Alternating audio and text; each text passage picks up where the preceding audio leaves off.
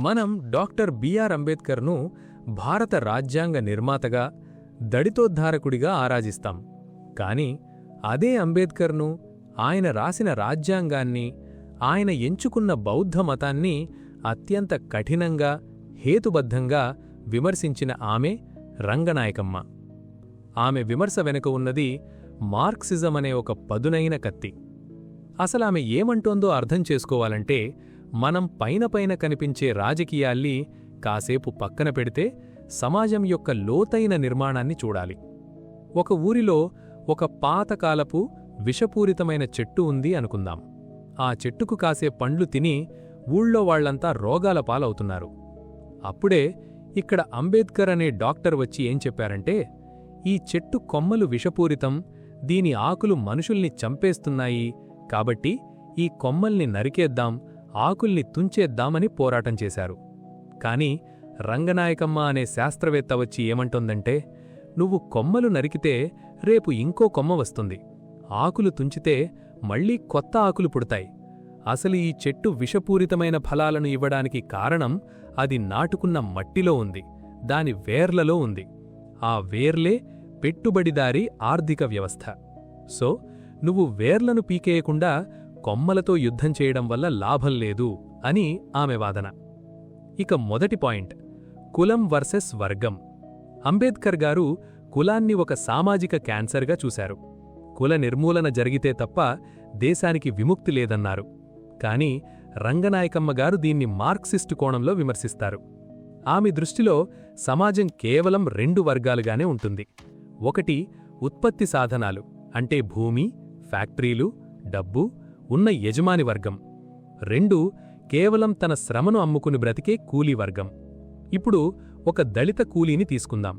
వాడు దళితుడు కాబట్టి అణిచివేతకు గురవుతున్నాడా, లేక వాడి దగ్గర రూపాయి లేదు కాబట్టి అణిచివేతకు గురవుతున్నాడా? ఇక్కడ మీరు గమనిస్తే వాడి దగ్గర ఆస్తి లేదు కాబట్టి వాడు అణిచివేతకు గురవుతున్నాడు. ఒకవేళ ఆ కూలీకి ఒక 10 ఎకరాల పొలముంటే అదే అగ్రవర్ణం వాడి దగ్గరకొచ్చి కూలీకి పనిచేస్తాడు. అంటే ఇక్కడ కులం అనేది కేవలం ఒక మాస్క్ మాత్రమే. అసలైన దోపిడీ డబ్బు దగ్గర జరుగుతోంది. సో కులం మీద యుద్ధం చేయడం వల్ల ఆస్తి ఉన్నవాడికి లాభమే తప్ప లేనివాడికి ఒరిగేది ఏమీ లేదు.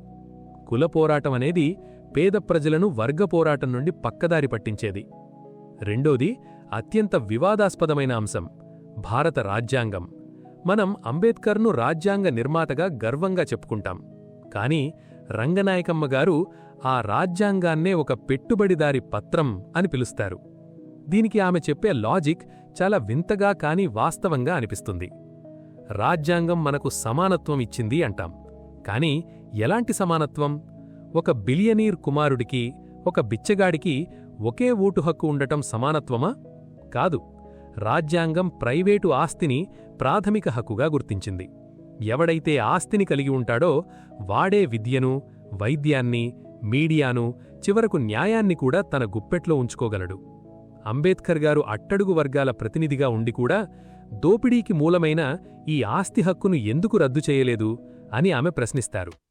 ఒక దొంగను చట్టబద్ధంగా దోచుకోమని చెప్పి బాధితుడికి కోర్టుకు వెళ్లొచ్చు అని హక్కు ఇవ్వడం ఎంత హాస్యాస్పదమో ఈ రాజ్యాంగం కూడా అంతే అని ఆమె విమర్శిస్తారు. రాజ్యాంగమనేది కేవలం పాలకవర్గాల ప్రయోజనాలను కాపాడే ఒక కాగితపు పులి తప్ప అది ప్రజలకు నిజమైన విముక్తిని ఇవ్వలేదు అనేది ఆమె స్ట్రాంగ్ ఒపీనియన్. ఇంకా మూడోది మతమార్పిడి.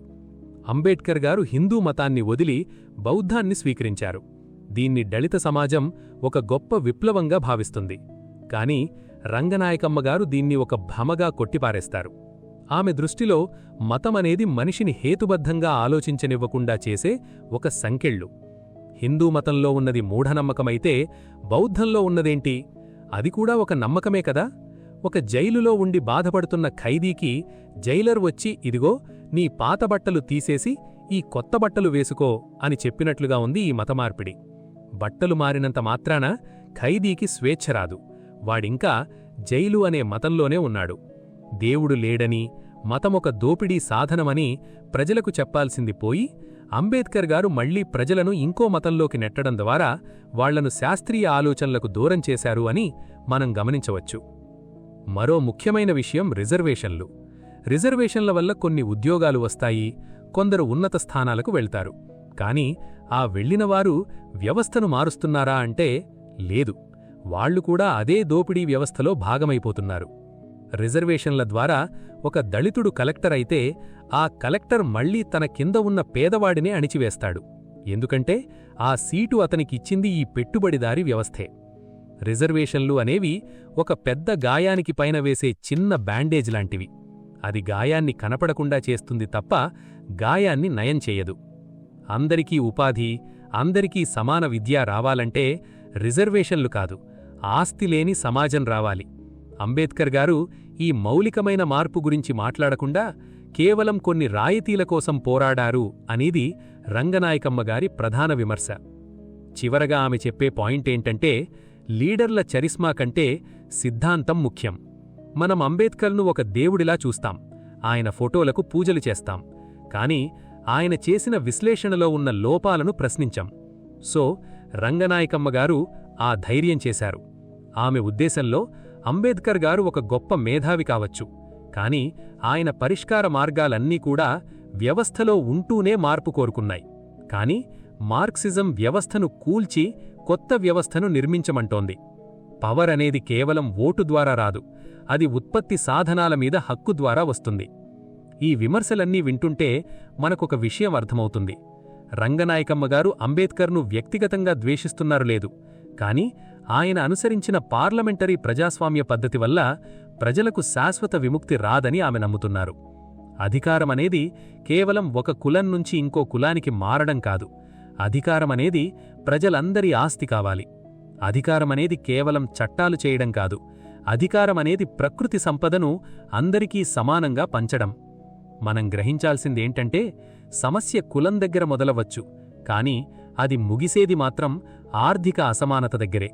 కులమనే మత్తులో పడి మనం అసలైన శత్రువుని, అంటే దోపిడీని వదిలేస్తున్నామేమో అన్నది రంగనాయకమ్మ గారి హెచ్చరిక.